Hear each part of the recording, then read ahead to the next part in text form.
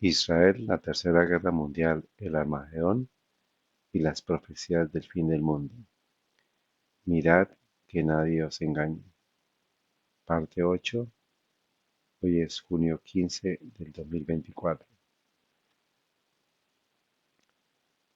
Padre Santo y Eterno, Creador del cielo y de la tierra, en tus manos de amor encomendamos este estudio conforme a tu voluntad que lo podamos seguir haciendo.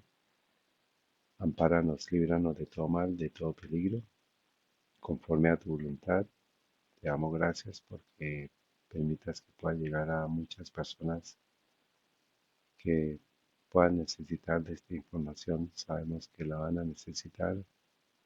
Toda la tierra está sumida en un engaño y queremos suplicarte que nos ayudes a contribuir a que toda verdad venga y proceda de tu palabra para no ser engañados como está escrito.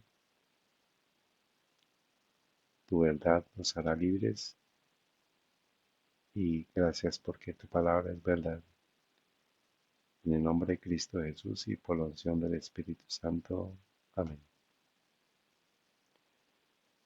Recordemos la parte 6. Hicimos la pregunta: ¿qué probabilidad existe que alguien pueda considerarse de ascendencia semita pura, a pesar que sus ancestros incluyen, primero, a un Abraham de origen caldeo, nacido en Mesopotamia, Babilonia; segundo, descendientes de Jacob que estuvieron 430 años en Egipto; tercero, la ramera Rahab de Jericó; cuarto, la moabita Ruth; y quinto, un pueblo casi extinto y dispersado en el año 70 después de Cristo que anduvo errante por toda la tierra y que nunca pisó el suelo de Palestina.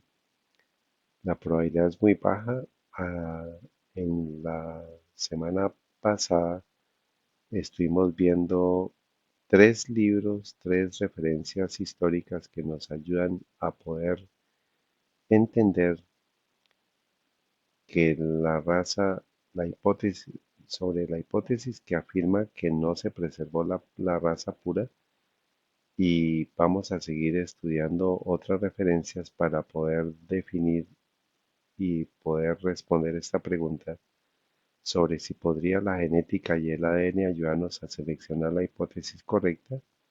Los tres libros estaban orientados precisamente a entender, a estudiar a ayudar a responder esta pregunta. Ya estos son los tres libros que tratamos la semana pasada: una historia del Imperio Romano de Oriente, Hechos son Hechos, de Benjamin Friedman, 1954, y la decimotercera tribu, de Arthur Koestler, de 1976.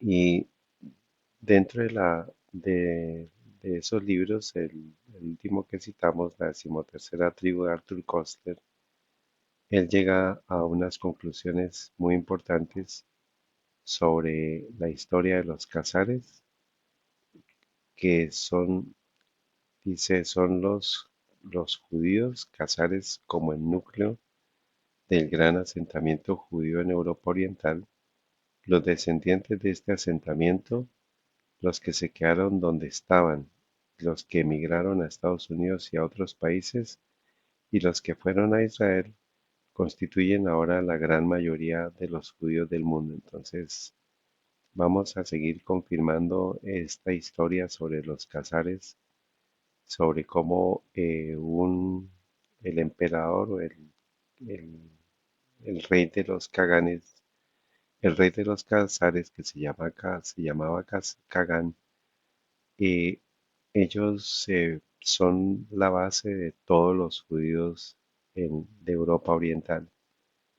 Y vamos a seguir confirmando pues las teorías, las hipótesis sobre la teoría que no existe una raza pura como tal para considerarse semita. Estos son los tres libros que nos faltan estudiar y vamos a continuar con el libro de la invención del pueblo judío de Shlomo San, escrito en el 2009, y nos sigue relatando la historia oculta o que han querido ocultar sobre los Casares como origen de los judíos actuales. Este es el libro, ahí usted puede encontrar la referencia y se llama en la página 210 el título Los judíos caganes, un extraño imperio se levanta en el este. A mediados del siglo X, la era de oro de los sefarditas, Hasdai ibn, un médico importante hombre de estado en la corte del califato de Córdoba, Abd ar-Rahman III, escribió una carta al rey de los Casares, José ben Aarón. Rumores sobre un gran imperio judío bordeando en Europa Oriental había alcanzado las élites judías del fin del continente de Occidente y se despertó una intensa curiosidad. Había, por lo tanto, un reino judío que no estaba subordinado a los poderes musulmanes o cristianos. Eso fue parte de lo que también estuvimos estudiando sobre el tercer poder en ese momento. Están los musulmanes y los cristianos católicos eh, por otro lado, y se levanta un tercer poder que es el reino casaria. Es desconocido cuánto tiempo tomó antes que llegara la respuesta del rey de Casaria, pero en el contenido de la carta del rey José a la pregunta de Hasdai le respondió lo mejor que él pudo. Él describió su origen y los límites de su reino. Tú has preguntado de qué nación y familia y tribu somos nosotros, que es el rey Casar. Sabe que somos hijos de Jafet y de su hijo Togarma. Ha sido dicho que en su tiempo mis ancestros fueron pocos, y que el Señor les proveyó fuerza y audacia, y ellos pelearon con muchas grandes naciones más poderosas que ellos, y con la ayuda de Dios los vencieron y conquistaron sus tierras. Entonces el rey Casar, José ben Aarón, está diciendo, está confirmando de quién son hijos, de quién son descendientes. Dice, somos hijos de Jafet y de su hijo Togarma. Más adelante vamos a confirmar si esto es relacionado con lo que dice la Biblia para saber que los judíos actuales que son descendientes de los Casares finalmente son descendientes de Jafet y no de Sem. Luego no se podrían llamar semitas porque son descendientes de Jafet y de su hijo Togar. Dice, pasaron muchas generaciones hasta que un rey, sigue diciendo el rey José eh, de Casaria, sigue diciendo el rey José, el rey Casar José. Pasaron muchas generaciones hasta que un rey se levantó cuyo nombre era Bulán, un hombre sabio y temeroso de Dios, quien puso toda su confianza en Dios y removió a todos los hechiceros e idólatras de su país y vivió bajo las alas del Señor. Este rey convocó a todos sus ministros y sirvientes y les dijo todas estas cosas. Ellos estuvieron contentos y aceptaron el juicio del rey y entraron bajo las alas de la Chequina. Entonces se levantó un rey de su descendencia llamado Abdías, hombre justo y honrado, que reformó el reino y puso la ley en el orden debido y construyó sinagogas y seminarios y trajo a muchos de los sabios de Israel. Aquí es parte del por qué para el siglo VII no se encuentran poblados o centros judíos, porque este rey comenzó a construir sinagogas y a traer a muchos de los sabios de Israel a esa región que es la región de Casaria. Escribiendo en un estilo épico y ornamentado, el rey describe la conversión al judaísmo y enumera las razones que movieron a sus antepasados a preferir la religión judía antes que las otras dos confesiones monoteístas, que es el cristianismo católico y el musulmanismo, los musulmanes. En un tono impregnado de ferviente creencia en la Torá y los mandamientos, pasa a describir la ubicación de su reino, su tamaño, su población y el poder de sus enemigos y rivales, los rusos y los ismaelitas. La carta del rey de los Casares fue probablemente copiada y embellecida muchas veces, pero su información esencial parece bastante fidedigna, ya que concuerda con testimonios árabes contemporáneos, por lo que no puede descartarse como una mera creación literaria. En cualquier caso, existen pruebas de finales del siglo XI de que, a pesar de las dificultades de las comunicaciones internacionales, se encontraron copias de ambas cartas, en varias versiones, por todo el mundo intelectual judío. Mientras que las historias de los imyaritas y bárbaros judaizados fueron prácticamente borrados de la conciencia general, fue más difícil dejar páginas en blanco en el caso de los Casares.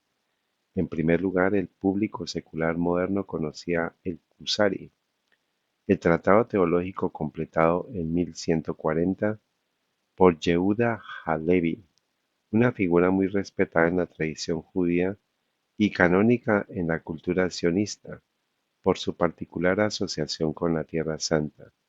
En segundo lugar, existió una gran cantidad de pruebas históricas sobre el reino de los Casares procedentes de fuentes árabes, persas, bizantinas, rusas, armenias, hebreas e incluso chinas. Todas coincidían en que era muy poderoso, y muchas de las fuentes también hacían referencia a su inesperada conversión al judaísmo.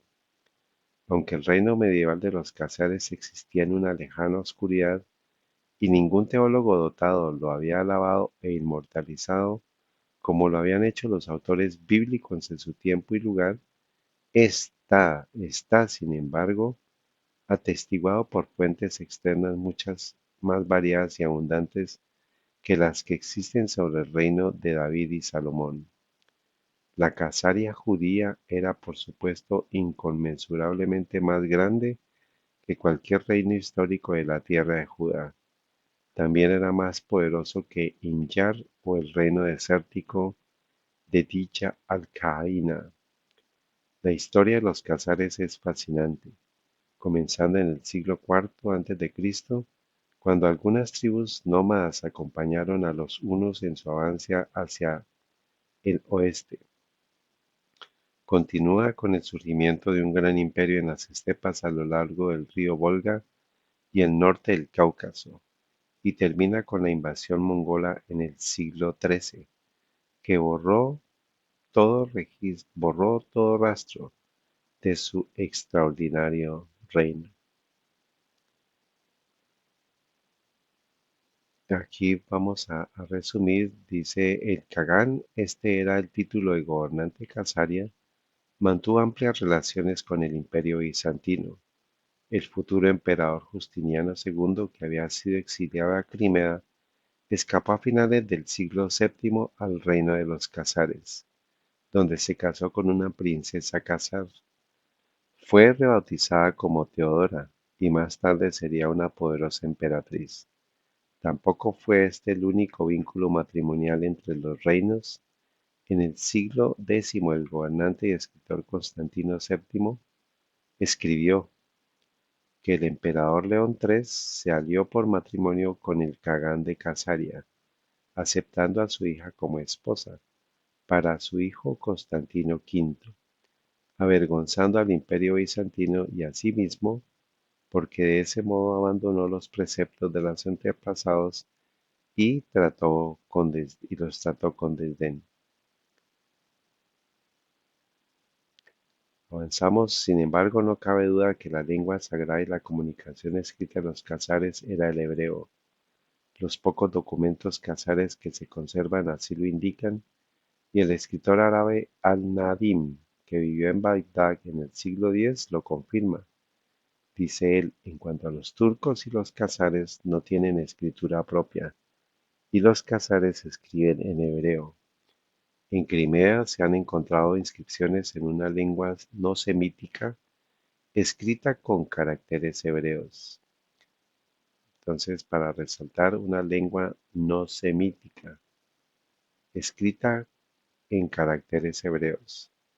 Dos de estos caracteres, Shin y Tzadik, con el tiempo entraron en el alfabeto cirílico, presumiblemente en el transcurso del temprano dominio de los khazares sobre los rusos.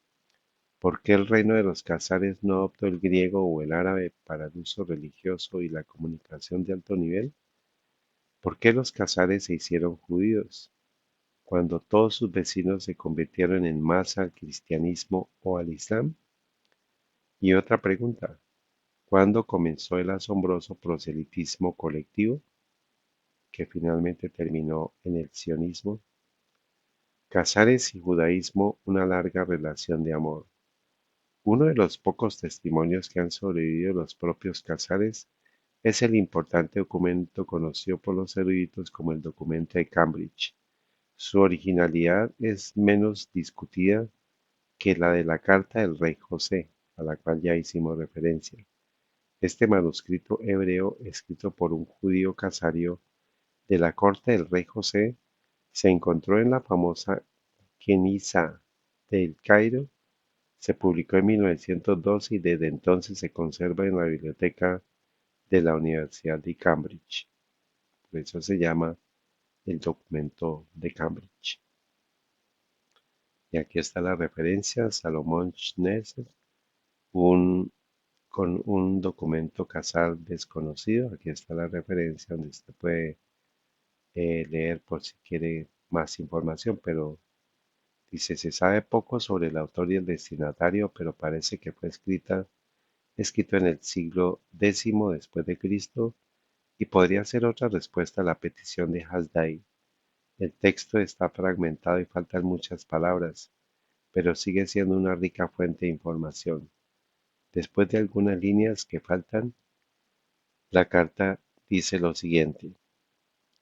Armenia y nuestros antepasados huyeron de ellos, porque no podían soportar el yugo de los adoradores de ídolos, y los príncipes de Casaria los recibieron porque los hombres de Casaria fueron los primeros sin la Torá, y ellos también permanecieron sin la Torá y las escrituras e hicieron matrimonio con los habitantes de la tierra y se mezclaron con ellos, y aprendieron sus hechos y salieron con ellos a la guerra continuamente y llegaron a ser un pueblo. Solo se apoyaron en el pacto de la circuncisión y algunos de ellos observaban el sábado. Y no había rey en la tierra de Casaria, solo a aquel que ganaba victorias en la batalla lo nombraban sobre él como general del ejército. Ahora sucedió en un momento en que los judíos salieron a la batalla con ellos, como era su costumbre que en ese día un judío demostró ser poderoso con su espada y puso en fuga a los enemigos que vinieron contra Casaria. Entonces el pueblo de Casaria lo nombró sobre ellos como general del ejército, de acuerdo con su antigua costumbre. El documento también describe un encuentro tripartito de intercambio de ideas entre un musulmán, un cristiano y un judío. Esto ya también lo habíamos citado en los libros anteriores. Similar en lo esencial a la descripción de la carta del rey José, y concluido por supuesto en la oportuna decisión a favor del judaísmo. El resto del llamado documento de Cambridge, al igual que su apertura, sugiere una interesante hipótesis sobre la judaización de los Khazares. Aquí está la referencia sobre el documento Cambridge. Dice, Israel junto con los hombres de Khazaria regresó en perfecto arrepentimiento, pero también los judíos comenzaron a venir a Bagdad de Corazán y de la tierra de Grecia y fortalecieron la mano de los hombres de la tierra y se animaron en el convenio del Padre de la multitud, que es Abraham, y los hombres de la tierra nombraron sobre ellos a uno de los sabios como juez, y llamaron su nombre en la lengua casaria Cagán. Por lo tanto, los jueces que se levantaron después de él son llamados por el nombre Cagán hasta el día de hoy. En cuanto al gran príncipe de Casaria, convirtieron su nombre en Sabriel, y así lo hicieron rey sobre ellos. Entonces, pues aquí está más información sobre lo que sucedió eh, con el rey Casa, con el rey Casario que se convirtió al judaísmo. Dice, los judíos proselitistas fueron expulsados de la arena de los monoteísmos rivales, cristianismo o islam, a las tierras del paganismo. Como en otras regiones que presenciaron la judaización masiva, también en Casaria comenzó con inmigrantes que convencieron a los paganos de que su fe era preferible. La gran campaña de proselitismo masivo que comenzó en el siglo II, con el auge del reino hasmoneo, alcanzó su punto culminante en Casaria en el siglo VII de nuestra era. Al igual que la ausencia de costosas exploraciones arqueológicas en el sur de Rusia y Ucrania para descubrir los restos de Casaria, la ausencia de estudios sociológicos, lingüísticos y etnográficos sobre las antiguas formas de vida en las aldeas de Polonia y Lituania, trabajo e investigación histórica innovadora, no mero folclore, no es casual. Nadie quiere buscar debajo de las piedras cuando bajo ellas pueden estar acechando escorpiones venenosos a la espera de atacar la autoimagen de la etnia existente y sus ambiciones territoriales.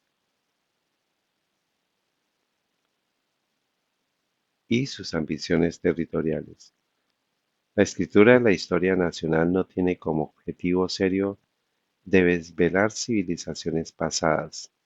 Hasta ahora, su objetivo principal ha sido la construcción de una metaidentidad y la consolidación política del presente, o sea que no les interesa buscar la historia porque en la historia van a encontrar los restos de Casaria y como dice aquí, debajo de las piedras pueden estar acechando escorpiones venenosos a la espera de atacar la autoimagen de la etnia existente y sus ambiciones territoriales. O sea, si la gente quiere saber la verdad, va a encontrar a Casaria y va a encontrar la fuente y el origen de los judíos actuales como descendientes de Casaria.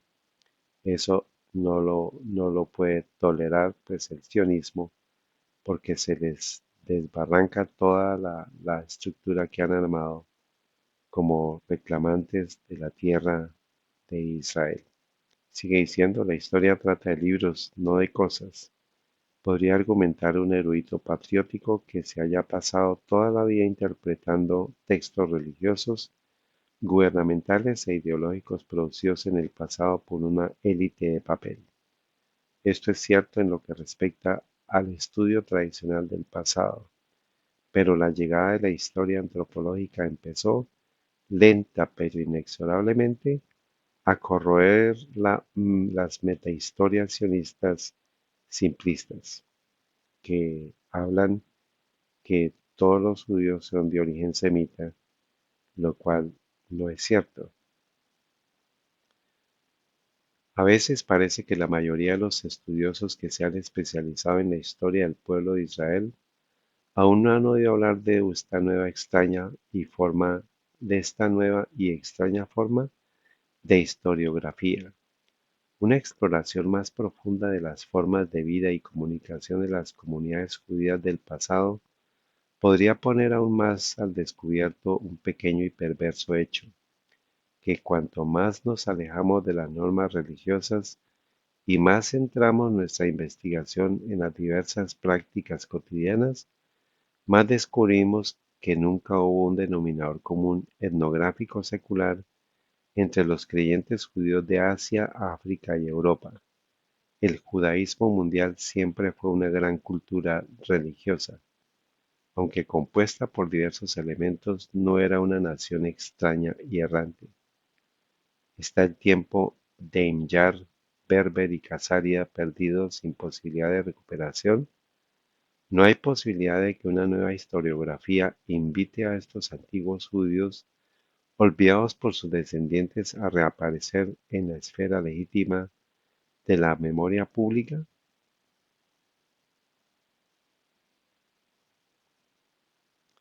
Dejo este párrafo para que lo lean. Y en el capítulo 5 dice la distinción política de identidad de Israel. Dice, el Estado de Israel fomentará el desarrollo del país en beneficio de todos sus habitantes. Se basará en la libertad, la justicia y la paz, tal y como contemplaron los profetas de Israel. Garantizará la plena igualdad, los derechos sociales y políticos a todos sus habitantes, independientemente de su religión, raza, sexo. Garantizará la libertad de religión, conciencia, lengua, educación y cultura. Esto está en la Declaración sobre la creación del Estado de Israel.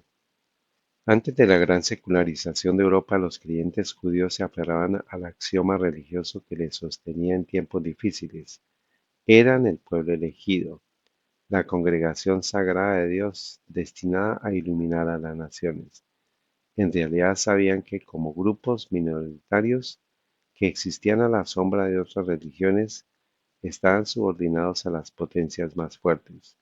La pasión por el proselitismo que había caracterizado a estas comunidades en el pasado prácticamente había desaparecido con el paso de los siglos, en gran parte por miedo a las religiones dominantes, que eran los musulmanes y los católicos.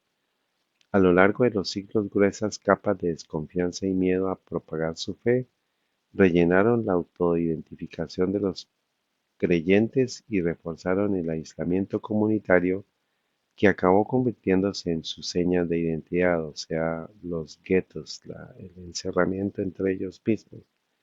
En la Edad Media, la creencia exclusiva en la nación única que habita aparte también sirvió para evitar la deserción a gran escala hacia las demás religiones monoteístas. Al igual que otras minorías en periodos de estrés y dificultades, las comunidades religiosas judías estaban unidas por la solidaridad de grupo.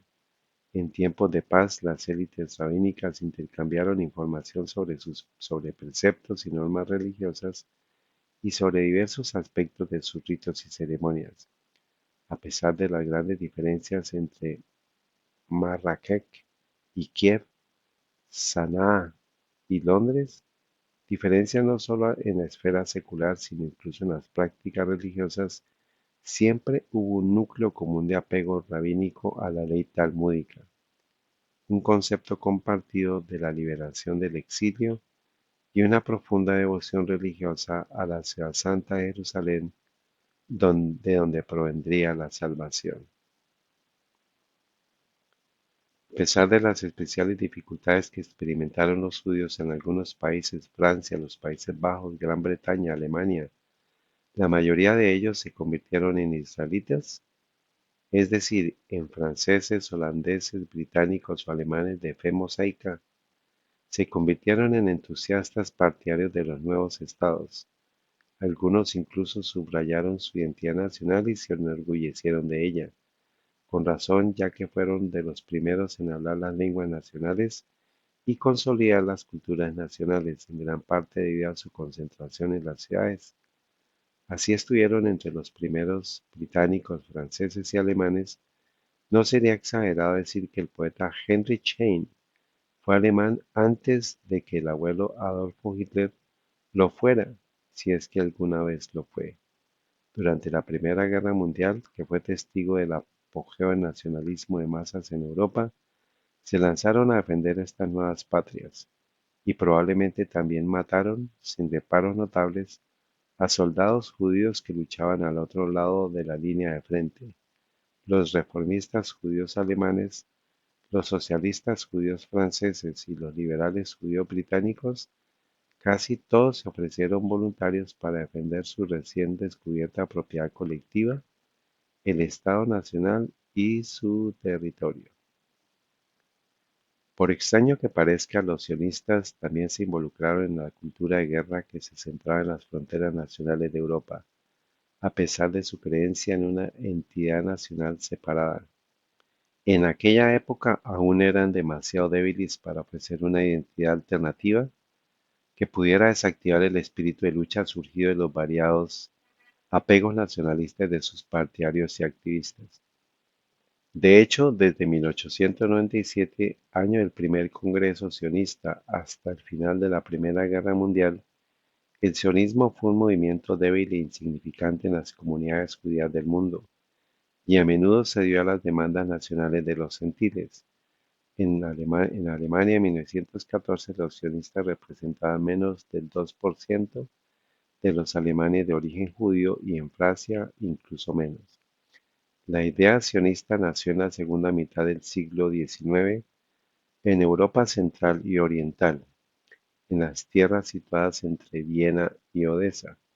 Creció incómodamente al margen del nacionalismo alemán y llegó a los animados mercados culturales de la población yiddish.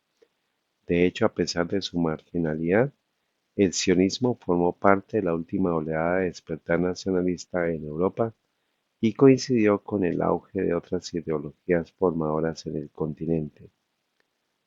Pueden verse como un intento de asimilación colectiva a la modernidad, exactamente igual que las empresas nacionales circundantes que entonces comenzaron a tomar forma, aunque un número significativo de sus progenitores ideológicos pertenecían en mayor o menor medida a la cultura germánica. Moisés Hess, Theodor Herzl, Marx Nordau, aquí ya estuvimos hablando sobre Theodor Herzl y Moses Hess como los originadores del sionismo que provinieron de las ideas de Napoleón. Quienes desarrollaron, defendieron y aplicaron sus teorías procedían de la inteligencia de la extendida población de habla yiddish que se aglomeraba densamente en las ciudades y pueblos de Polonia, Ucrania, Lituania, Rusia y Rumania. Estos nombres de estos países son muy importantes para lo que va a suceder en la Segunda Guerra Mundial.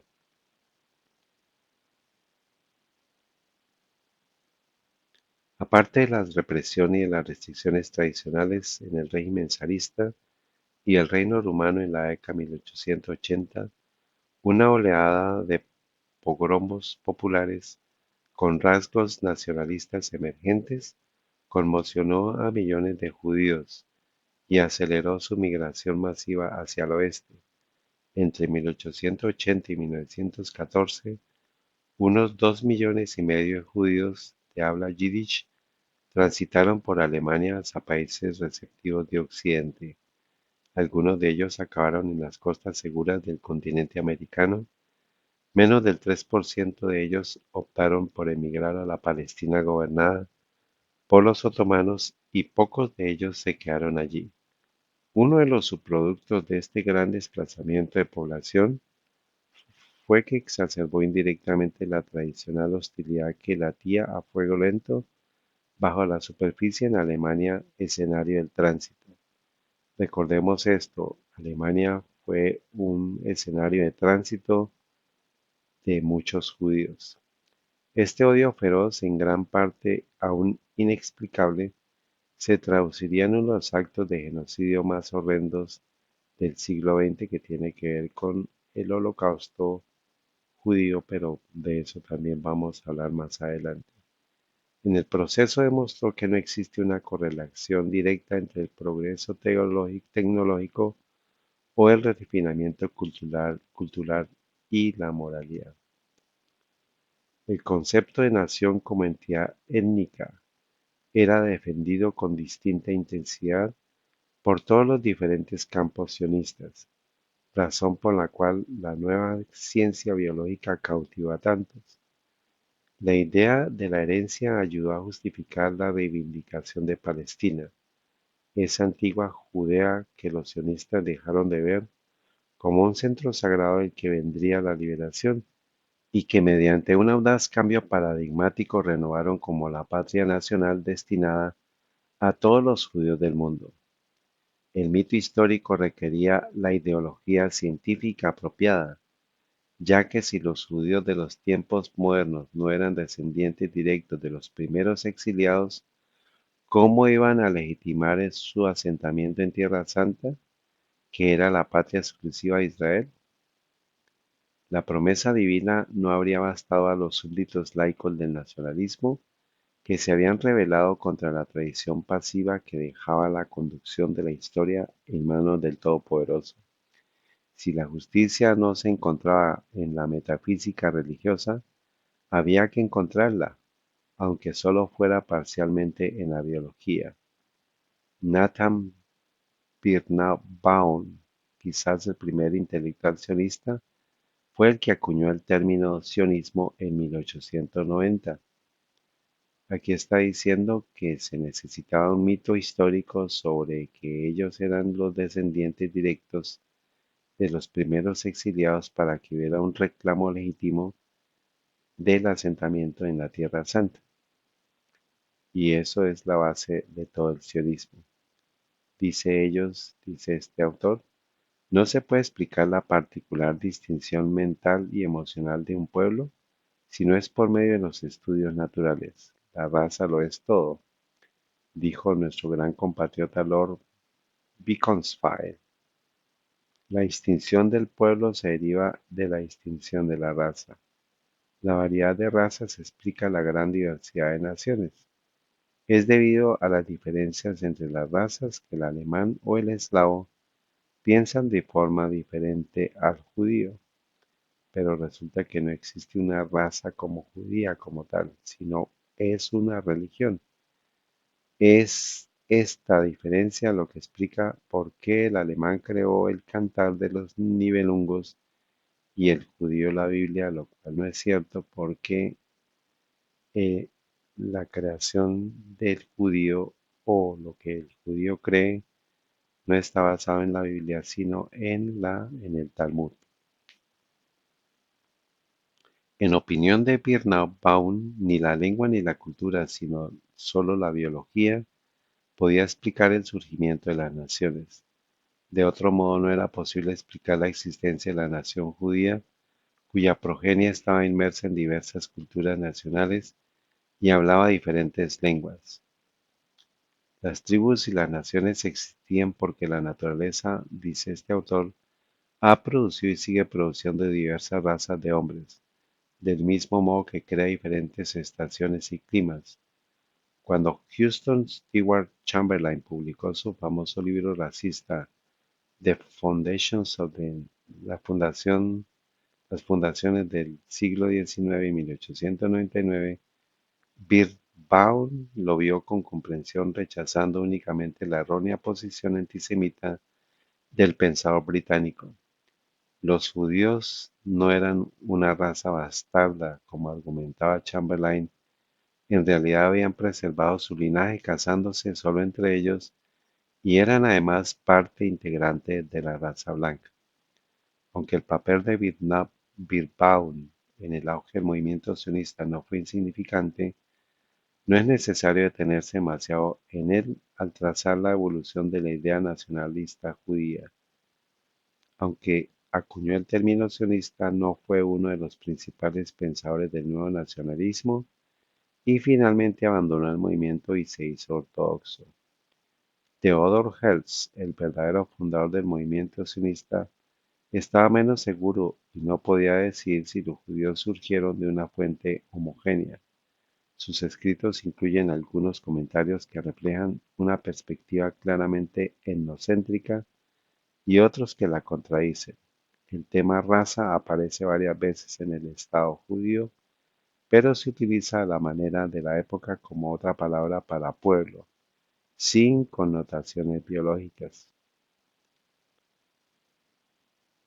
Fue Max Nurdow, confidente y mano derecha de Herzl y la persona que dirigió todos los primeros congresos sionistas, quien dio una dimensión ideológica más significativa al auge del nacionalismo judío.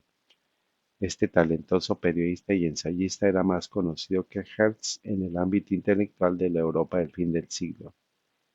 Este líder sionista, convencido de que los judíos compartían un origen biológico homogéneo, Escribió sobre los lazos de sangre que existen en la familia israelita, pero se preguntaba si los judíos siempre habían sido físicamente pequeños o si las condiciones de su vida los habían hecho más bajos, lo que les causaba debilidad y degeneración. El sionismo abría perspectivas apasionantes para la mejora de la raza mediante el trabajo agrícola acompañado de gimnasia y culturismo al aire libre en la patria ancestral, o sea, en Israel. Su famoso discurso en el segundo Congreso sionista, en el que habló por primera vez de la judería musculosa perdida, expresaba un apasionado anhelo de una raza nacional musculosa. En ninguna otra raza o pueblo puede la gimnasia cumplir una función educativa tan importante como debe hacerlo entre nosotros los judíos. Escribió: es necesario enderezar nuestras espaldas tanto en el cuerpo como en el carácter. Para que la antigua sangre reviviera, los judíos necesitaban un suelo, y sólo el sionismo podía dárselo. El romanticismo esencialista, fomentado en diversos canales de la cultura alemana, se fundió en el proyecto ideológico que comenzó a guiar la nueva ideología nacional. El propósito de la biología judía fue promover la separación de los demás, no realmente purificarse de ellos. Pretendía servir al proyecto de consolidación nacionalista étnica en la toma de posesión de una antigua patria imaginaria. Hay que señalar, sin embargo, que la teoría de la sangre judía no fue sostenida exclusivamente por el puñado de pensadores destacados citados anteriormente. Era popular en todas las corrientes del movimiento sionista y su huella puede encontrarse en casi todas sus publicaciones, congresos y conferencias. Jóvenes intelectuales de segunda fila del movimiento la copiaron y distribuyeron entre los activistas y simpatizantes y se convirtió en una especie de axioma que inspiraba sueños e imaginaciones sobre el antiguo pueblo judío. El concepto de herencia judía e incluso la teoría de la eugenesia asociada a él fue especialmente prominente entre los científicos y médicos que se unieron al sionismo. El más grande de todos ellos fue el conocido médico y biólogo Wycliffe Nathan Salaman, este sionista británico que contribuyó en gran medida a la Facultad de Ciencias de la Vida de la Universidad Hebrea en Jerusalén y fue miembro de su consejo de administración. Fue también el primero en intentar transponer supuestos de la antropología física a la genética, que era entonces una joven ciencia con un brillante futuro. Un artículo suyo titulado La herencia de los judíos apareció en el primer número del pionero Journal of Genetics en 1911. A partir de entonces, Salaman insistió en que, aunque los judíos no fueran una raza pura, eso no planteaba ningún problema. Seguían siendo una entidad biológica sólida, pero solamente por el tema religioso. Salaman era aún más eugenista que genetista. Para él el sionismo era un proyecto eugenésico destinado a mejorar la raza judía. Los jóvenes en Palestina le parecían más grandes y más fuertes. Alguna fuerza ha actuado sobre ellos, decía, para producir de nuevo el tipo filisteo en Filistea. La fuerza misteriosa era la selección natural que revigorizaba los genes filisteos en el acervo genético de los judíos. Un proceso similar estaba teniendo lugar en Gran Bretaña, donde los anglo-judíos, especialmente aquellos que donaron dinero a la empresa sionista, estaban adquiriendo una inconfundible expresión hitita. Si no fuera por las trágicas consecuencias de la eugenesia del siglo XX, y si Salaman hubiera sido una figura marginal en los primeros días de la ciencia judía en la tierra de Israel, este texto simplemente nos haría sonreír. Pero la eugenesia contribuyó a graves perversiones ideológicas y, como veremos, Salaman tuvo demasiados sucesores en los departamentos de ciencia de la vida del Estado del pueblo judío. En 1883, el conocido erudito francés Ernest Renan Fue invitado a dirigirse al Círculo Saint-Simon de París, que contaba entre sus miembros con un buen número de israelíes franceses. En la década de 1850 y 1860, los primeros escritores En la década de 1850 y 1860, los primeros escritos filológicos de Renan habían contribuido a consolidar el orientalismo y el racismo científico en toda Europa.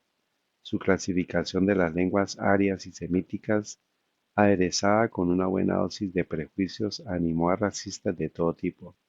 Sin embargo, parece que el auge del antisemitismo racista a principios de la década de 1888 le preocupó, lo que le llevó a titular una conferencia "El judaísmo como raza y como religión".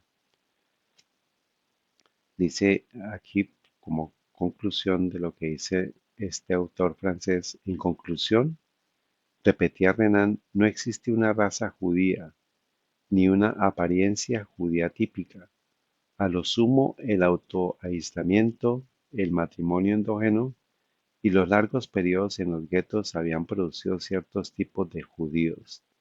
La vida social aislada de los judíos había afectado a su comportamiento e incluso a su fisonomía. La herencia y la sangre no tenían nada que ver. En conclusión de este autor francés, no existe una raza judía ni existe una apariencia judía típica, solamente todo está asociado con matrimonios endógenos, el autoaislamiento y en los largos periodos en los guetos habían producido ciertos tipos de judíos. Si ciertas comunidades judías tenían cualidades distintivas, se debía a la historia, no a la biología. Las funciones económicas a las que fueron destinadas dieron lugar a una subcultura específica y a los marcadores lingüísticos concomitantes. Pero la modernización estaba erosionando lentamente la separación judía tradicional y estaba integrando a los creyentes judíos en las nuevas culturas nacionales. Así pues, si los argumentos del antisemitismo carecían de valor científico, también los tenían los de la ideología sionista que los complementaba con razonamientos similares. Según este autor, no existe un argumento de antisemitismo porque no existe un origen semítico. Por lo tanto, también la ideología sionista de buscar una patria en Israel para ese pueblo semita, pues carecen completamente de sustento. Otro autor citado es Fishberg. Dice, el libro de Fishberg recibió menos atención, pero contribuyó a desacreditar las opiniones de los racistas antijudíos. Su investigación se basaba en un examen morfológico de 3.000 integrantes de Nueva York, acompañado de observaciones originales que llamaban la atención sobre la amplia gama de características vinculadas a la historia de los judíos. Su exhaustivo trabajo terminó con la conclusión de que no había base para suponer una unidad étnica entre los judíos modernos ni una raza judía, del mismo modo que no se podía hablar de la unidad étnica de los cristianos o musulmanes o de una raza unitaria presbiteriana o metodista.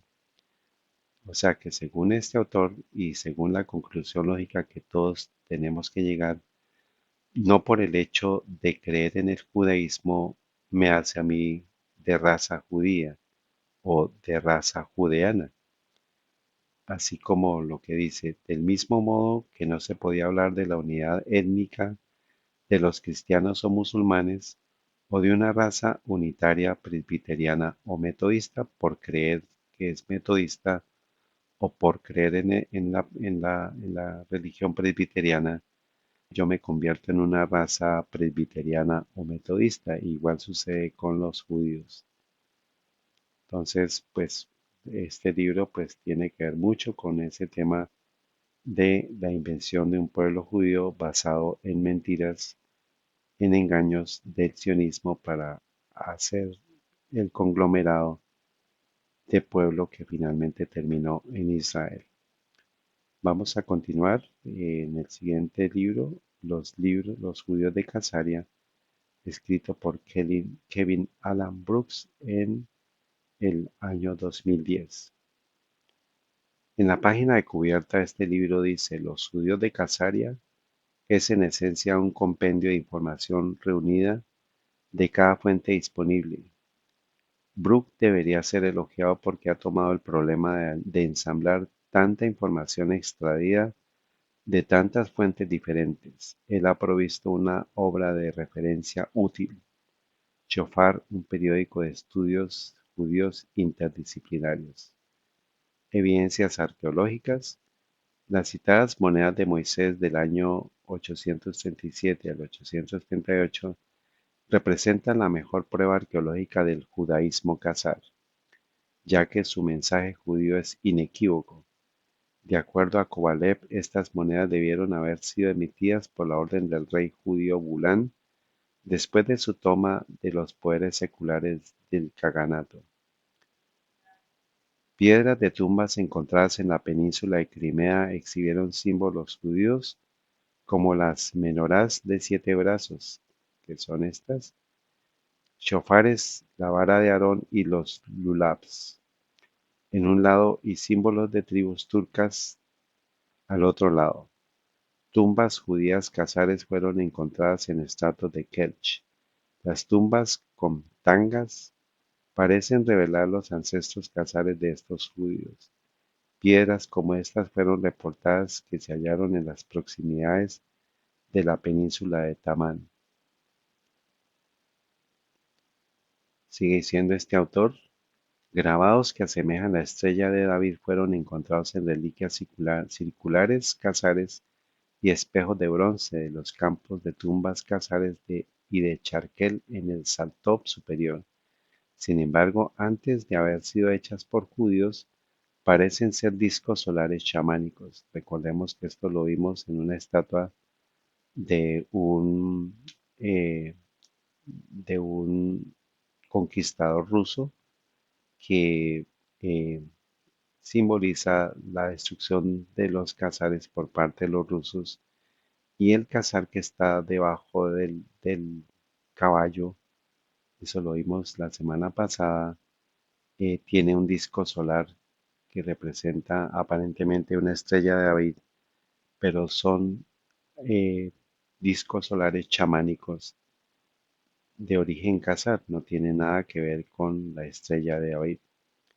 Aquí dice este relato con relación a las representaciones de 6 puntas, dice: para una historia detallada del simbolismo asociado con el hexagrama estrella de 6 puntas, ver Gerber S. Oegme, La historia del escudo de David. Según Oegema, el hexagrama se originó en Asia en medio de los no judíos y se usó con el nombre de sello de Salomón. Para el siglo XIII este vino a ser llamado el escudo de David y fue usado para magia judía y sellos heráldicos. Entonces el símbolo que aparece en la bandera judía es el origen es este, no tiene nada que ver con David, sino es un hexagrama, se originó en Asia en medio de los no judíos y se usó con el nombre del sello de Salomón. Es el escudo de David y fue usado para magia judía y sellos heráldicos. La arqueóloga Svetlana Plетniova notó que estos amuletos solares desaparecieron de su uso. El judaísmo dejó de hacer estos amuletos solares. Y este es el símbolo de los amuletos solares. Aquí está el sol y aquí está pues la estrella de 6 puntas, que no tiene nada que ver con, la estrella David, sino que tiene que ver con amuletos solares. O sea que esto es un símbolo de adoración solar pagana que está presente en la bandera de Israel y no tiene nada que ver con la estrella de David. En el capítulo 7 de este libro, Él describe una relación entre los casares y otros pueblos, entre las páginas 125 al 148. Habla de las guerras de los casares árabes, las relaciones con los líderes del sur del Cáucaso, de las relaciones con el Imperio bizantino, con los alanos, con otras tribus turcas, con los húngaros, con los rusos. El capítulo 8 ya habla del declive y la caída del Imperio Cazar, el comienzo del fin, la conquista rusa de los cazares, la desaparición del Imperio Cazar, las razones para la destrucción de los cazares. En el capítulo 9 habla de la diáspora de los cazares, que fue la dispersión de todos los judíos cazares a diferentes partes, y menciona a los cazares en Hungría, en Transilvania, Moldavia, Lituania, Bielorrusia, cazares en Polonia, cazares en Rusia, cazares en el Imperio Bizantino, en España, en Azerbaiyán, en el norte del Cáucaso, en Rusia, en Kazajistán y en otras partes del mundo. Entonces, todos los judíos, la mayoría casi alta, lo vamos a ver, se habla del 90% de los judíos actuales provienen de la diáspora de los cazares, que se dio a partir de la destrucción por parte de los rusos y de los mongoles de este pueblo, de origen turco, de origen cáucaso. En el capítulo 10, los judíos europeos del centro y del este, cómo migraron todos, las relaciones con palabras casares y con el idioma actual de los judíos, la migración de los judíos sefarditas, la migración de los judíos orientales, judíos en Ucrania, judíos en Lituania, judíos en Hungría, todos provenientes de la diáspora de los casares. Los judíos askenaz, descendientes de los casares, los caraitas lituanos y de Crimea, descendientes de los casares, los judíos de la montaña del Cáucaso, descendientes de los casares, y pues todo esto está documentado en las páginas 197 a la 246 de este libro. Conclusiones.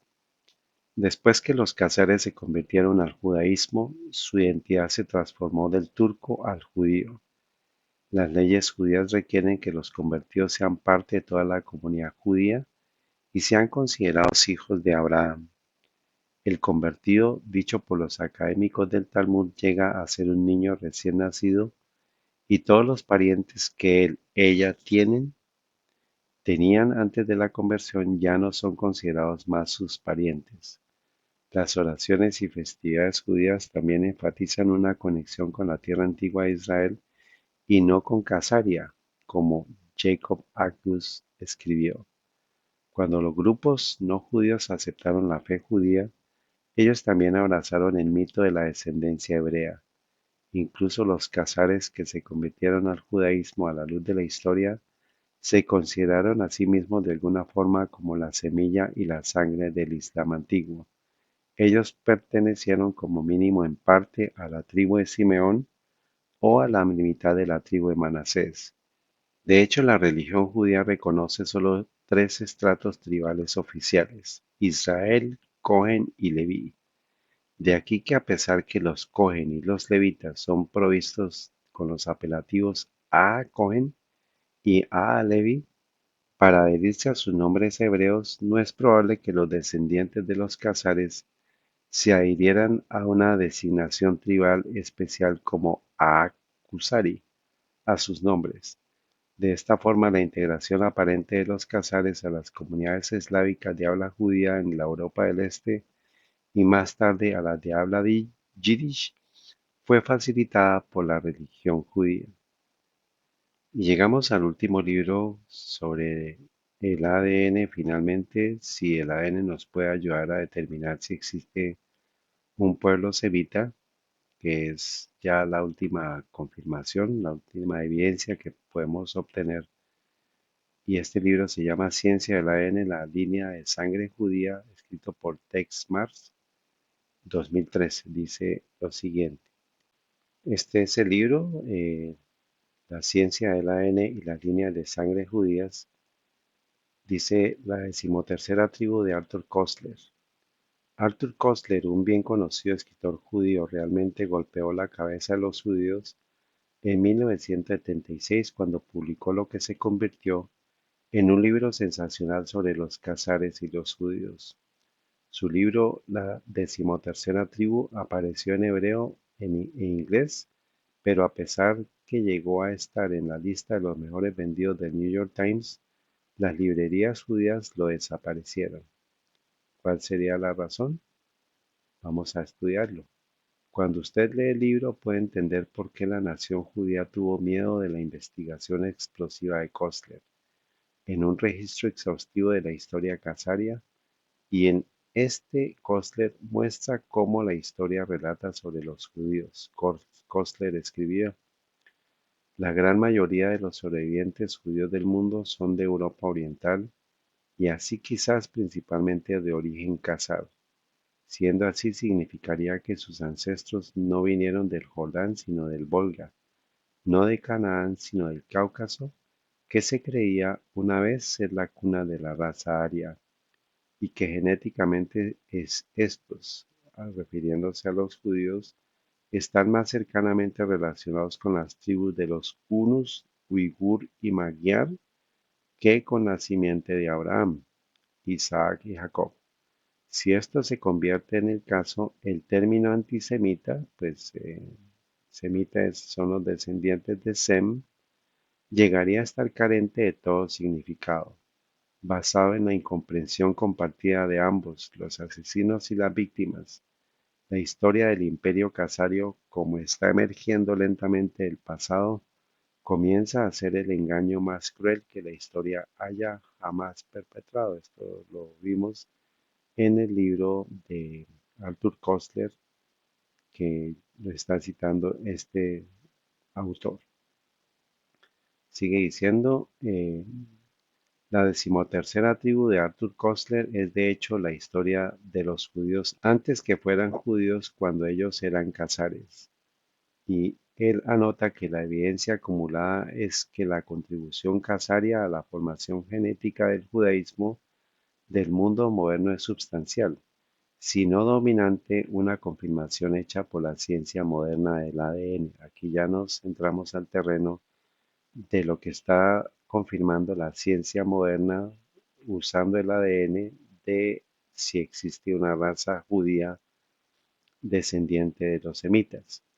Dice, la relación numérica de los casares a los semitas y otras contribuciones es imposible establecer, pero la evidencia acumulada hace que uno esté inclinado a acordar con el consenso de los historiadores polacos que en los primeros tiempos el grueso principal fue originado desde la tierra de Casaria, y en concordancia la contribución de los casares a la formación genética de los judíos debe ser substancial y en todos una posibilidad dominante.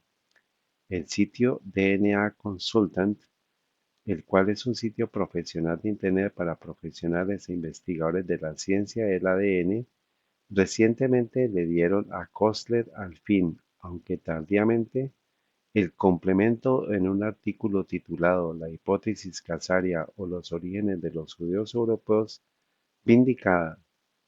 El artículo dice las investigaciones definitivas de la genética del ADN del doctor Eran Elaik de la Universidad Médica Johns Hopkins muestra que la teoría de Koestler en la decimotercera tribu es correcta.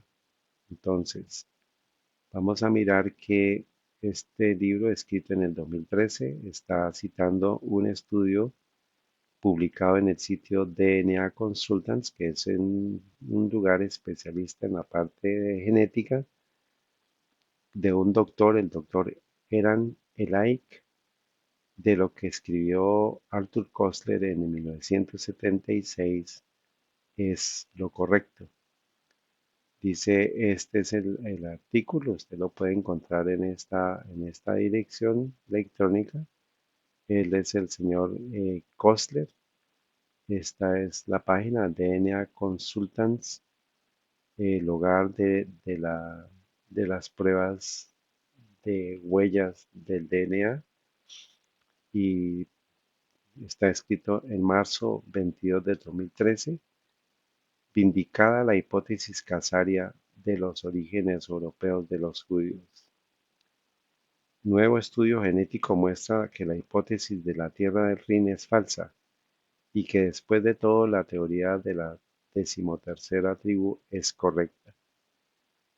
Dice el libro, el artículo en Heretical History, Historia Herética y muchos otros mensajes hemos argumentado que las contribuciones genéticas y culturales de los casares turco-iraní merecen mucha más atención que las teorías cosechadas de los judíos sionistas europeos y las opiniones oficiales del Estado de Israel sobre la historia de los judíos.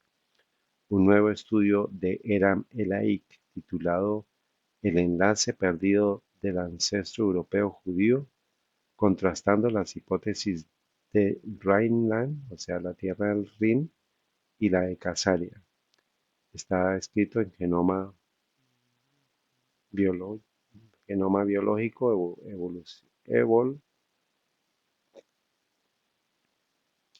está escrito en esta referencia. Confirma nuestro pensamiento con evidencia sólida que parece probable que establezca el fin de una pelea de un interrogante de una vez por todas.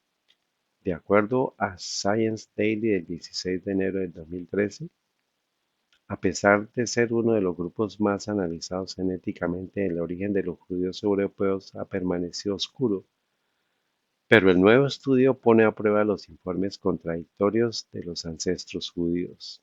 Los hallazgos de la IC apoyan finalmente la hipótesis casaria, en oposición a la hipótesis Rhineland de los orígenes de los judíos europeos. Los judíos askenazis o germánicos abrazaron un mito de origen de Europa occidental, no solo porque presentaban a los judíos como muy blancos en la parte superior de la pirámide de la raza, sino por el prestigio que les trajo de ser un subproducto del Imperio Romano. Aquí está pues también la referencia de el original, que lo vamos a ver más adelante. Este es el artículo original donde se encuentra las conclusiones de este estudio. Sigue diciendo, la tesis casaria reconoce que el elemento más importante es Oriente Medio entre los pueblos morenos y que el periodo de reflorecimiento del judaísmo en Europa comenzó a finales de la Edad Media bajo la influencia de los migrantes casares, que es lo que mencionan todos los libros con relación a la historia de los casares. Esta es una versión completamente diferente de la historia, mucho más cercana a la historia de la decimotercera tribu de Arthur Koestler, una teoría por la cual él fue castigado por sus compañeros judíos y especialmente por los sionistas. El nuevo estudio no fue posible sino hasta hace poco, cuando se llenaron por primera vez muchas de las brechas de la genética caucásica y judía, utilizando enfoques autosómicos en lugar de encuestas de haplotipos vinculados al sexo. La obra maestra de Laik examina un amplio conjunto de datos de 1.287 individuos no relacionados en 8 poblaciones judías y 74 no judías, genotípicas en un rango de medio millón de polimorfismos de un solo nucleótido o marcadores. Estos datos fueron adoptados de un estudio de Dora Bear y sus colegas de hace 3 años. El papel central de Casaria tampoco era buscado o deseado entre los eruditos eurocéntricos, que tendían a denigrar a Ostjuden o judíos orientales. Pocos historiadores consideran incluso el hecho de que Casaria era un estado judío que duró casi un milenio, donde se hablaba hebreo,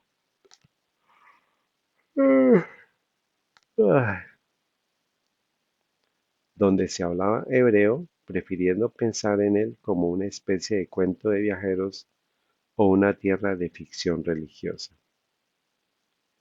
El AIC usó 7 medidas de ancestros, parentesco, mezcla, distancias de alelos, orígenes geográficos y patrones de migración para identificar las firmas ancestrales del Cáucaso, Oriente Próximo y Europa en el genoma de los judíos europeos, junto con un genoma del Medio Oriente más pequeño pero sustancial. Los resultados fueron consistentes en la representación de una ascendencia del Cáucaso para todos los judíos europeos, según Science Daily. Entonces significa que todos los judíos de origen europeo provienen de ascendencia caucásica, que es de ascendencia de los casares. Herejía en pocas palabras. El laik escribió: la explicación más parsimoniosa de nuestros hallazgos es que los judíos de Europa del Este son de ancestros judeo-casares forjados durante muchos siglos en el Cáucaso. La presencia judía en el Cáucaso y más tarde Casaria, un imperio de Asia Central de habla hebrea, se registró ya en los últimos siglos y se reforzó debido al aumento del comercio a lo largo de la ruta de la seda, el declive de Judá, siglos I al 8, y el surgimiento del cristianismo y el islam. Cristianismo, entiéndase, catolicismo. Los judíos grecorromanos y mesopotámicos dirigiéndose hacia Casaria también eran comunes en los primeros siglos y sus migraciones se intensificaron después de la conversión de los casares al judaísmo. La conversión religiosa de los casares abarcó la mayoría de los ciudadanos del imperio y tribus subordinadas y duró los siguientes 400 años hasta la invasión de los mongoles. En el derrumbamiento final de su imperio en el siglo XIII, muchos de los judeocasares huyeron a Europa del Este y después emigraron a Europa Central y se mezclaron con las poblaciones vecinas. De acuerdo con Science Daily, los hallazgos de Lake explican otros resultados contradictorios que describen la alta heterogeneidad entre las comunidades judías y su relación con las poblaciones de Oriente Medio, el sur de Europa, el Cáucaso, no contabilizadas bajo la hipótesis de la tierra del Rin. Aunque el estudio vincula a los judíos europeos con los casares, todavía hay preguntas que deben ser contestadas. ¿Qué importancia tiene el ancestro iraní en los judíos de hoy en día? ¿Los casares estaban mezclados? Desde que los judíos de Europa Oriental llegaron del Cáucaso, ¿de dónde provienen los judíos de Europa Central y Occidental, los llamados sefardíes? Finalmente, si no hubo una migración masiva fuera de Palestina en el siglo VII, ¿qué pasó con los antiguos judíos? Shlomo Zahn, autor de La invención del pueblo judío, que ya ese libro lo citamos, ha sostenido que nunca hubo expulsiones ni éxodos fuera de Palestina, sino conversiones al por mayor al Islam.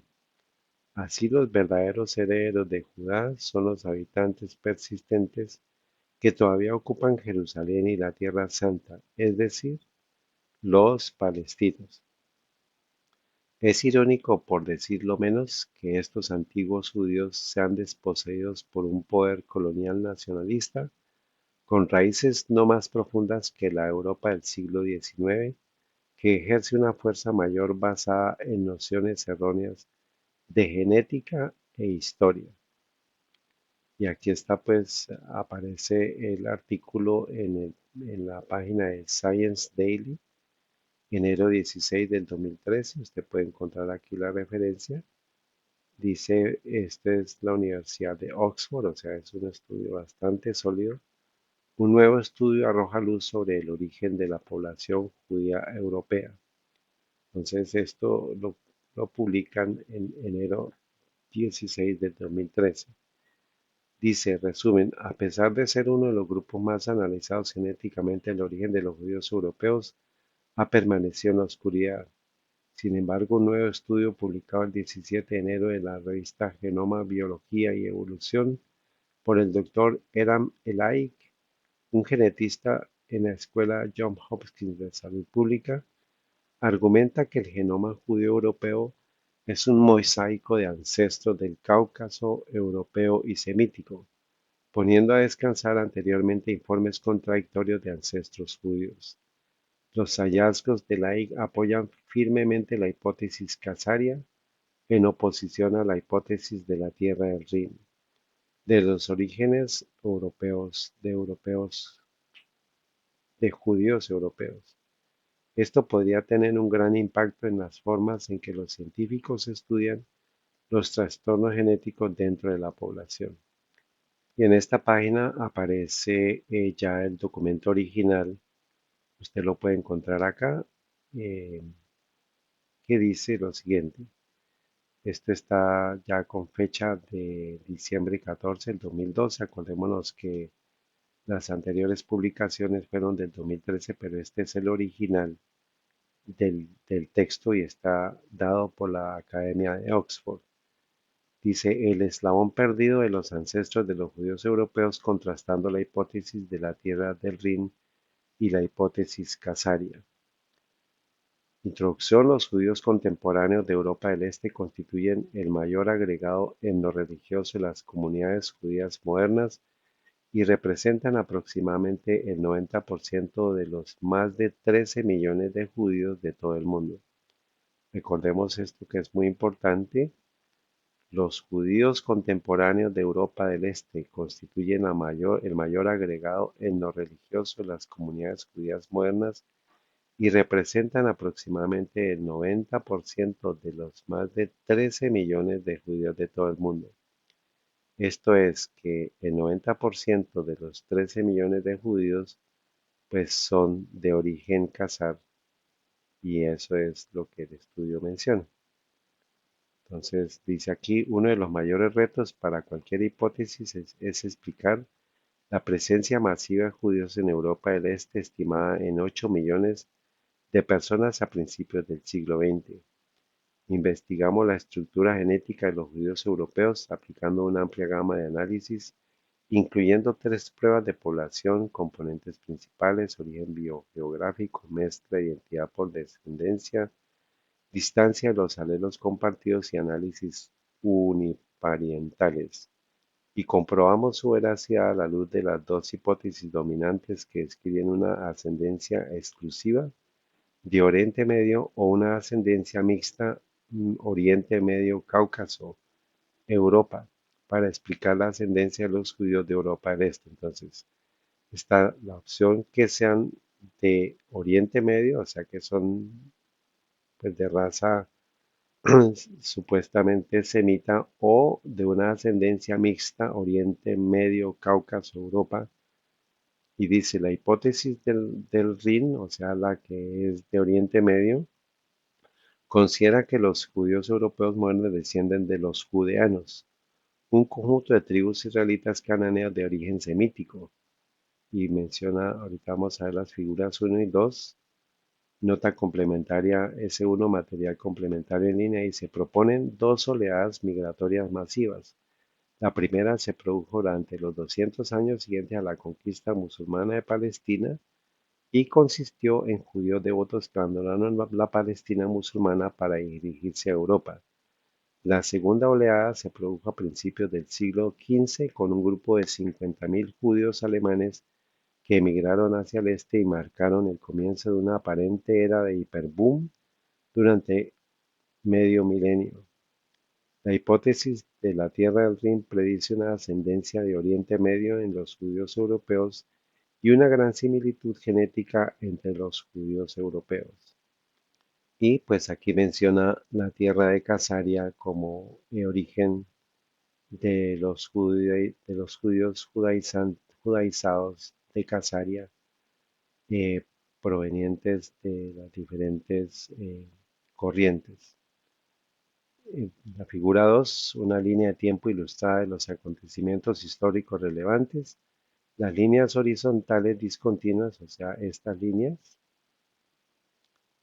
representan acontecimientos históricos controvertidos explicados por las distintas hipótesis, mientras que las líneas negras continuas representan acontecimientos históricos indiscutibles.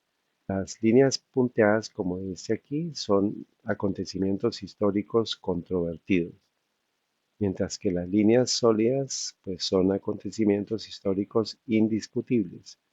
Aquí vemos que la teoría de Casaria, del origen de los judíos europeos, tiene una mayor continuidad en el tiempo y solamente a partir del siglo XIII, donde está la dispersión de los casares, pues existe una discontinuidad, o sea, son hechos históricos controvertidos. Pero la eh, teoría de la tierra del fin, que supuestamente provienen de allá los judíos que son de origen semítico, pues hay una brecha entre el siglo séptimo y el siglo XV, que son casi 8 siglos en los cuales se da una pérdida de trazabilidad, mientras que la teoría de Casaria sí tiene toda la historia detrás de los casares, que finalmente son los que componen el 90% de la población mundial judía, de los 13 millones de judíos que existen actualmente. Entonces, esto es dado por la Universidad de Oxford, basado en la genética, y pues ya pues es solamente es un estudio muy profundo, no tenemos ese conocimiento a nivel genético, pero pues estamos compartiendo los resultados de ese estudio. Dice, la competidora hipótesis casaria considera que los judíos de Europa Oriental descienden de los casares. Los casares eran una confederación de tribus eslavas, escitas, hunos, búlgaros, iraníes, alanos y turcos, que formaron en el Cáucaso central y septentrional uno de los imperios más poderosos de finales de la Edad de Hierro y se convirtieron al judaísmo en el siglo octavo de nuestra era. Entonces, esta página de la Universidad de Oxford está confirmando todos los escritos de los libros que acabamos de citar para decir que los casares son la base del judaísmo a partir de su conversión en el siglo octavo. Tras su conversión al judaísmo, la estructura demográfica de los judeocasares se vio remodelada por las múltiples migraciones de judíos desde el Imperio bizantino y el califato al Imperio casario. Tras el colapso de su imperio y la peste negra, los judeocasares huyeron hacia el oeste, asentándose en el naciente reino polaco y en Hungría, y extendiéndose finalmente por Europa central y occidental. La hipótesis casaria postula que los judíos europeos se componen de ancestros caucásicos, europeos y de Oriente Medio. O sea, hay una mezcla de todo lado para adicionar al cóctel de todo lo que hemos mencionado, que pues los judíos no son de origen semítico, que Abraham era de origen babilónico, que eh, duraron 430 años en Egipto, entonces no se puede reclamar como una raza pura los judíos, porque pues todos provienen de origen eh, turco del Cáucaso, y eso es lo que dice este estudio, esto es lo que confirma este estudio. Además, se espera que las comunidades judías europeas sean diferentes entre sí tanto en ascendencia como en heterogeneidad genética. La hipótesis casaria también ofrece dos explicaciones para la diversidad genética en los grupos del Cáucaso. En primer lugar, por las múltiples oleadas migratorias a Casaria y en segundo lugar, por los judeocasares que permanecieron en el Cáucaso. Sigue diciendo el estudio, los judíos según cualquiera de las dos hipótesis, o sea, la de Casaria y la del Rin, son un conjunto de tribus que aceptaron al judaísmo, emigraron a otros lugares y mantuvieron su religión hasta la fecha, y por lo tanto se espera que presenten ciertas diferencias con respecto a sus poblaciones vecinas. Es probable que estas mezclas relativamente recientes hayan remodelado la estructura de la población de todos los judíos europeos y hayan aumentado la distancia genética con las poblaciones del Cáucaso u Oriente Medio. Por lo tanto, no esperamos conseguir un emparejamiento perfecto con las poblaciones sustitutas casaria y judeana, sino más bien estimar su parentesco. Y la conclusión de la discusión del estudio dice, los judíos de Europa Central y del Este constituyen el mayor grupo de judíos contemporáneos, representando aproximadamente el 90% de los más de 13 millones de judíos de todo el mundo. Los judíos de Europa del Este constituían más del 90% de los judíos europeos antes de la Segunda Guerra Mundial. Entonces, repetimos, los judíos de Europa del Este constituían más del 90% de los judíos europeos antes de la Segunda Guerra Mundial. Y vamos a mirar más adelante hacia dónde se fueron estos judíos que constituían el 90% de los judíos de Europa. Aunque el judaísmo nació envuelto en un mito teológico histórico, no se produjo ninguna historiografía judía desde la época de Flavio Josefo, siglo I de nuestra era, hasta el siglo XIX. eh, los primeros historiadores salvaron la brecha histórica simplemente vinculando a los judíos modernos directamente con los antiguos judíos, un paradigma que más tarde se incrustó en la ciencia médica y se cristalizó como una narrativa, o sea, una mentira dicha 1000 veces se convierte en una verdad. Muchos han cuestionado esta narrativa, y cita a Kostler, cita a Straten, principalmente demostrando que una única ascendencia judía no puede explicar la gran población de judíos de Europa del Este a principios del siglo XX sin la importante contribución de los casares judaizados y demostrando que entra en conflicto con las pruebas antropológicas, históricas y genéticas.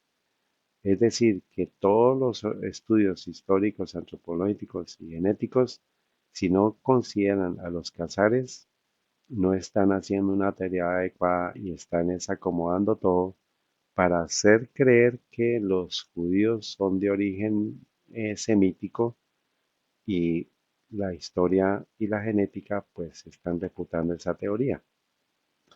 Demostramos que la hipótesis casaria ofrece una explicación exhaustiva de los resultados, incluyendo las ascendencias del sur de Europa y Oriente Medio. Por el contrario, la hipótesis del RID no podría explicar el gran componente caucásico en los judíos europeos, que es raro en las poblaciones no caucásicas y las grandes regiones de IBD compartidas entre los judíos europeos y las poblaciones caucásicas, lo que atestigua sus orígenes comunes y recientes. Así pues, nuestros hallazgos rechazan la hipótesis del Rin y defienden la tesis de que los judíos de Europa Oriental son de origen judeo-casario. Esto es una clara confirmación a nivel genético que los judíos actuales son de origen casario. El 90% de ellos de 13 millones, el 90% son de origen judío-casario. En consecuencia, podemos concluir que la conceptualización de los judíos europeos como una población aislada que se deriva de la hipótesis del Rin es incorrecta y muy probablemente refleja un sesgo de muestreo por la falta de poblaciones no judías del Cáucaso en los análisis comparativos. Una de las principales dificultades de la hipótesis del Rin, que dice que son de origen semítico, además de la falta de pruebas históricas y antropológicas de las oleadas de multimigración de Palestina a Europa, es explicar la enorme expansión demográfica de los judíos de Europa del Este de 50.000 en el siglo XV a 8 millones en el siglo XXII. Entonces hubo una migración gigantesca y migración se puede explicar a partir de la teoría de los casarios. La tasa de crecimiento anual que explica esta expansión de la población se estimó entre el 1.7 y el 2%, un orden de magnitud mayor que la de los no judíos de Europa del Este en los siglos XV al XVII, antes de la Revolución Industrial. Este crecimiento no podía ser producto de una expansión natural de la población, sobre todo si estaba sometida a severas restricciones económicas, esclavitud, asimilación, la peste negra y otras plagas, conversiones forzadas y voluntarias, persecuciones, secuestros, violaciones, exilios, guerras, masacres y pogromos. Dado que una tasa de crecimiento tan antinatural a lo largo de medios milenios que afecta únicamente a los judíos residentes en Europa del Este, resulta inverosímil. Se explica por un milagro. Por desgracia, esta explicación de intervención divina plantea un nuevo tipo de problema. No es ciencia. La cuestión de cómo la hipótesis del Rin, tan profundamente arraigada en el razonamiento sobrenatural, se convirtió en la narrativa científica dominante y es objeto de debate entre los estudiosos. La explicación más sencilla de nuestros hallazgos es que los judíos de Europa Oriental tienen ascendencia judeo-casaria forjada a lo largo de muchos siglos en el Cáucaso. La conversión religiosa de los casares abarcó a la mayoría de los ciudadanos y tribus subordinadas del imperio y duró los 400 años siguientes, hasta la invasión de los mongoles, Con el colapso final de su imperio en el siglo XIII, muchos de los judeocasares huyeron a Europa Oriental y más tarde emigraron a Europa Central y se mezclaron con las poblaciones vecinas. Los hallazgos históricos y arqueológicos arrojan luz sobre los acontecimientos demográficos que siguieron a la conversión de los casares. Durante el medio milenio de su existencia, del 740 a 1250, los judeocasares enviaron vástagos a las tierras eslavas como Rumania y Hungría, plantando las semillas de una gran comunidad judía que surgiría más tarde en la diáspora casaria, que es lo que confirmó también el libro anterior. Nuestra hipótesis es que el asentamiento de los judeocasares en Europa Oriental se logró mediante acontecimientos fundadores en serie, por lo que las poblaciones se expandieron desde el Cáucaso hacia Europa Oriental y Central mediante sucesivas separaciones, con poblaciones hijas que se expandieron a nuevos territorios tras cambios en las condiciones sociopolíticas. Estos acontecimientos pueden haber contribuido a la mayor homogeneidad observada en las comunidades judías fuera de las fronteras de Casaria. Tras el declive de su imperio, los refugiados judeocasares buscaron cobijo en el emergente reino polaco y en otras comunidades de Europa del Este, donde se valoraban sus conocimientos en economía, finanzas y política. Antes de su éxodo se calculaba que la población judeocasara ascendía a medio millón de personas, en el mismo número de judíos que había en el reino polaco-lituano 4 siglos después. Algunos judeocasares quedaron atrás, principalmente en Crimea y en el Cáucaso, donde formaron enclaves judíos que sobrevivieron hasta la época moderna. Una de las dinastías de príncipes judíos gobernó en el siglo XV bajo la tutela de la República Genovesa y más tarde de los tártaros de Crimea. Otro vestigio de la nación casaria son los judíos de las montañas del Cáucaso nororiental. Nuestro estudio intenta arrojar luz sobre los olvidados casares y dilucidar algunas de las cuestiones más fascinantes de su historia. Aunque no se discute la conversión de los casares al judaísmo, existen dudas sobre el grado de difusión y arraigo de la nueva religión.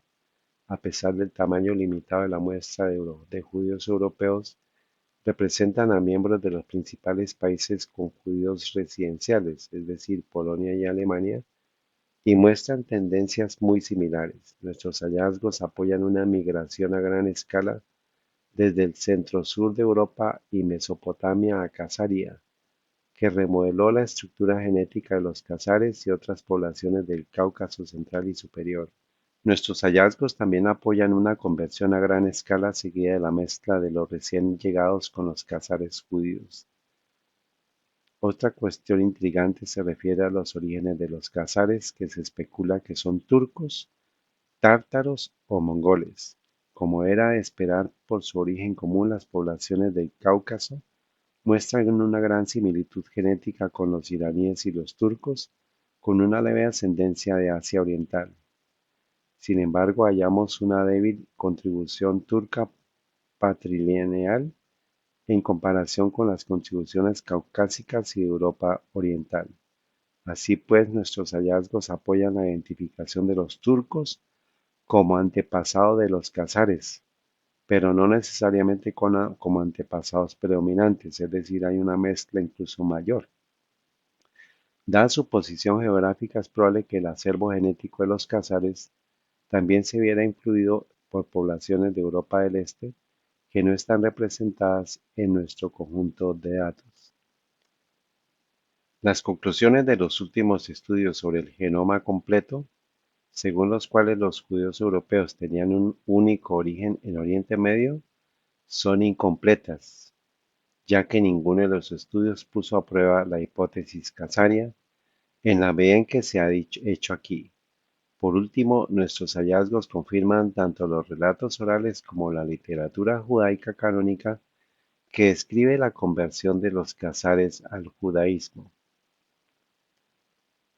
Aunque no se han realizado estudios médicos con las poblaciones del Cáucaso y Oriente Próximo en las mismas medidas que con los judíos europeos, muchas enfermedades encontradas en los judíos europeos también se encuentran en sus grupos ancestrales del Cáucaso, Oriente Próximo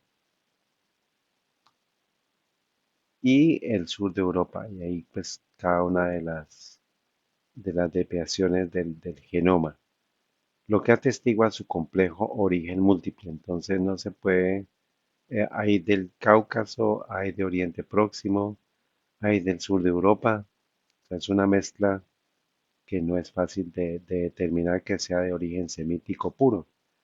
Dado que nuestro estudio es el primero que contrasta directamente la hipótesis de Ranania de los casares, se impone cierta cautela a la hora de interpretar algunos de nuestros resultados debido al pequeño tamaño de las muestras y a la disponibilidad de poblaciones sustitutas.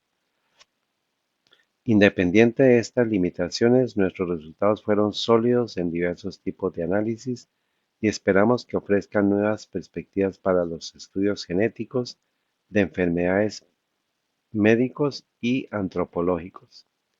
Y pues para mayor referencia, para mayor comprensión, la persona que quiera, aquí está el artículo completo en PDF. Es la fuente original, esto es de diciembre 5 del 2012, el eslabón perdido de los ancestros de los judíos europeos, contrastando la hipótesis de la tierra del Rin y la de Casaria, y escrita por el doctor Eran Elaik.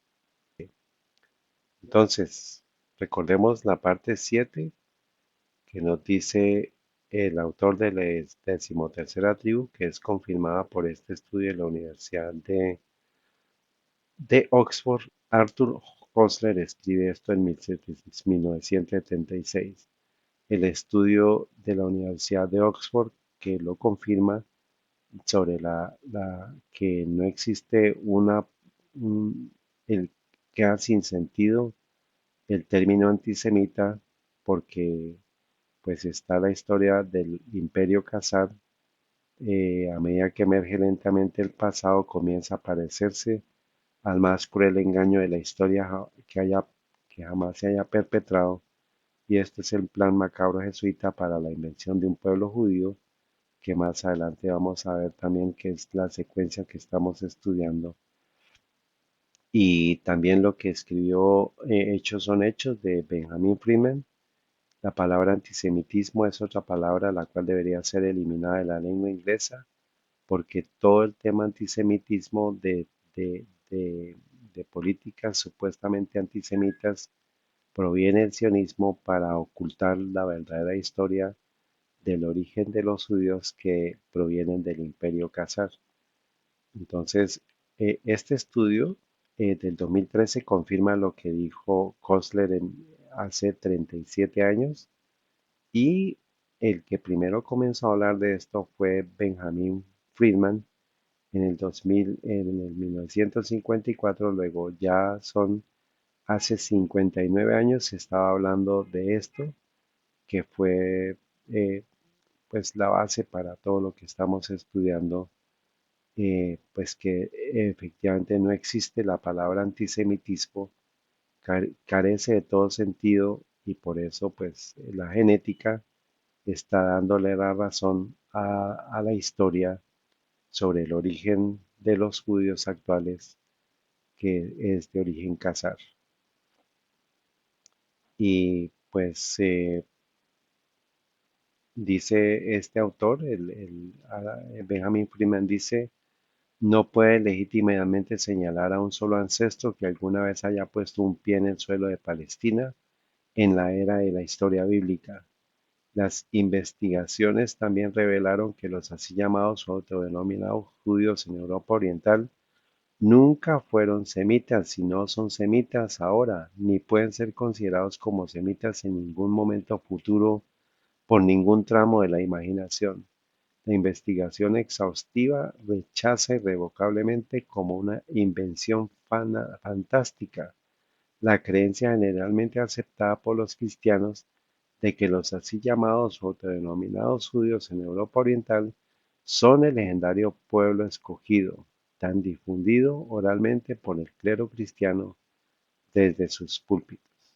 Pues están las bases del estudio que nos confirman que no podemos hablar de un origen semita de los judíos que no tiene nada que ver con los de la historia, los que pisaron el suelo de Palestina en la era de la historia bíblica y confirma las palabras de Jesús que la sangre iba a recaer sobre los que lo crucificaron a él y la historia de la destrucción de Jerusalén en el año 70 confirma lo que la genética está diciendo, que no existe una raza de judíos de origen semítico, sino que son de origen khazar.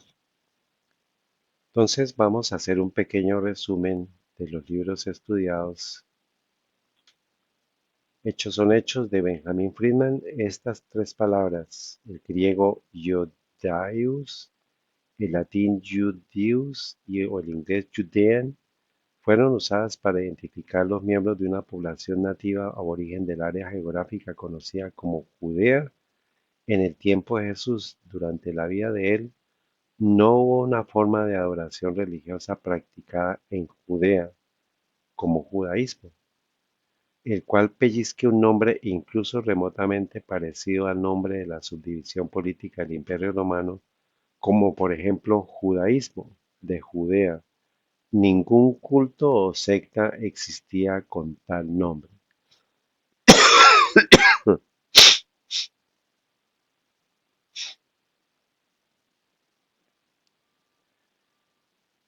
La invención del pueblo judío. En el contenido de la carta el rey José a la pregunta de Jaltai le respondió lo mejor que él pudo.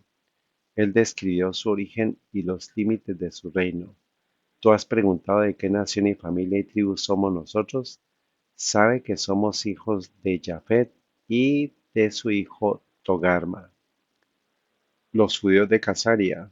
Los casares que se convirtieron al judaísmo a la luz de la historia se consideraron a sí mismos de alguna forma como la semilla y la sangre del Israel antiguo.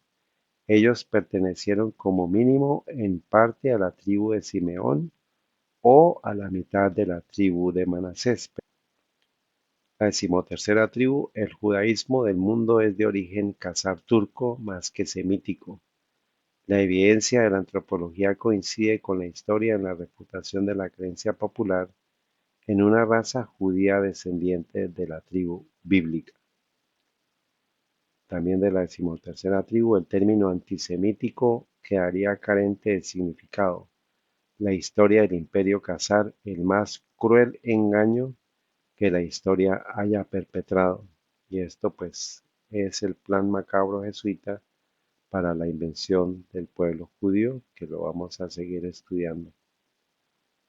La decimotercera tribu, Askenaz, es también un hermano de Togarma y un sobrino de Magog que los cazares, según el rey José, demandaron como su antepasado. Se llamaban a sí mismos Askenazi cuando emigraron a Polonia y no hay raza judía. Ahora pregunta si los judíos cazares Askenazi de Polonia y del mundo pudieran reclamar alguna descendencia de una tribu israelita, aunque es imposible que lo hagan, por lo que ya hemos estado estudiando, ¿de cuál podría provenir? ¿De Sem, que es de los semitas? ¿O qué nos dice la Biblia? Génesis 10.1. Acordémonos, Togarma, Magog, Askenaz, Jafet, dice Génesis 10:1, estas son las generaciones de los hijos de Noé. Sem por un lado, Cam y Jafet, a quienes le nacieron hijos después del diluvio. Ahora, Génesis 10:2, los hijos de Jafet, Gomer, Magog, Javán, Tubal, Mesec y Tiras, y los hijos de Gomer, Askenaz, Rifat y Togarma. Entonces, el rey José de Casaria dijo que eran de origen de la tribu de Jafet. Y también en este artículo, la decimotercera tribu también confirma que el rey José también demandaron sus antepasados de Askenaz, Togarma, Magog, que eran de origen casar. Aquí tenemos los hijos de Jafet, Gomer, Magog, los hijos de Gomer, Askenaz, Rifat y Togarma. Génesis 10:22 y los hijos de Sem, Elam, Asur, Axaphat, Lud, Aram y los hijos de Aram, Uz, Ul, Geter, Mas y Alzaphat engendró a Sala y Sala engendró a Heber. Entonces, de acuerdo a la información, de acuerdo a lo que el rey José, que es un rey casar, eh, reclama como ascendencia, está Askenaz, Togarma, Magog, o sea, los hijos de Jafet, que son Gomer, Magog, los hijos de Gomer son Askenaz y Tagarma, de allá viene la tribu Askenazi o la palabra Askenazi. Entonces, de acuerdo a estos textos bíblicos, volvemos a repetir la pregunta. Si los judíos casares, que son Askenazi de Polonia y del mundo, pudieran reclamar alguna descendencia de una tribu israelita, ¿de cuál podría provenir? ¿De Sem o de Jafet? Pues claramente es de Jafet, de Gomer, Askenaz y Togarma, no de Sem. Al igual que la ausencia de costosas exploraciones arqueológicas en el sur de Rusia y Ucrania para descubrir los restos de Casaria, no es casual. Nadie quiere buscar debajo de las piedras cuando bajo ellas pueden estar acechando escorpiones venenosos a la espera de atacar la autoimagen de la etnia existente y sus ambiciones territoriales. Entonces, pues la historia nos está diciendo, nos está confirmando, la genética nos confirma cuál es la teoría correcta. En la parte 5 quedamos con estas preguntas. ¿Qué se entiende por la palabra judío? Pues aquellos que practican la religión del judaísmo. Pero ¿qué se debería entender por la palabra judío que viene de un gentilicio? Aquellos que nacieron en la región de Judá o de Judea. Y en la parte 6 hicimos las siguientes preguntas. Los 7.1 millones de judíos actuales que están en Israel lo son porque, y pues claramente sabemos que es por creencia religiosa y no por haber nacido en Judea o Palestina. ¿Podría existir alguien capaz de reclamar que es judeano puro y de ascendencia semita? La respuesta es no. ¿Tiene algún sentido culpar a alguien de antisemita? Pues la respuesta es no y ya vimos por qué. Ahora planteamos esta pregunta. ¿Cómo se pudo preservar el judaísmo o fariseísmo, que es la religión judía, junto con el Talmud, no la Torá, desde el año 70 después de Cristo hasta nuestros días? Recordando que, como vimos, la levadura de los fariseos y saduceos y escribas es la tradición de los ancianos, mandamientos de hombre, doctrinas de hombre, que es el judaísmo, que es igual al fariseísmo, que es igual al talmudismo, que es igual al rabinismo medieval y que terminó en el rabinismo moderno. Entonces, ¿cómo se pudo preservar esta creencia a través de la historia? A esto vamos a responderlo en la siguiente presentación. Y esta historia continuará. Padre Santo y Eterno, Creador del cielo y de la tierra, te damos gracias porque nos permites concluir este estudio, sabiendo que es un poco denso, pero conforme a tu voluntad, suplicamos que sea de instrucción, de enseñanza y de preparación y de ayudar a que otros conozcan la verdad. Imploramos tu bendición. Gracias porque a través del ADN permites que podamos encontrar finalmente las respuestas al origen de los Casares, el origen del judaísmo actual, y nos va a ayudar a entender lo que sucedió durante la Segunda Guerra Mundial. Conforme a tu voluntad, imploramos tu bendición y tu compañía. Ampáranos y protégenos de todos los engaños y las acechanzas de Satanás. En el nombre de Cristo Jesús y por la unción del Espíritu Santo. Amén.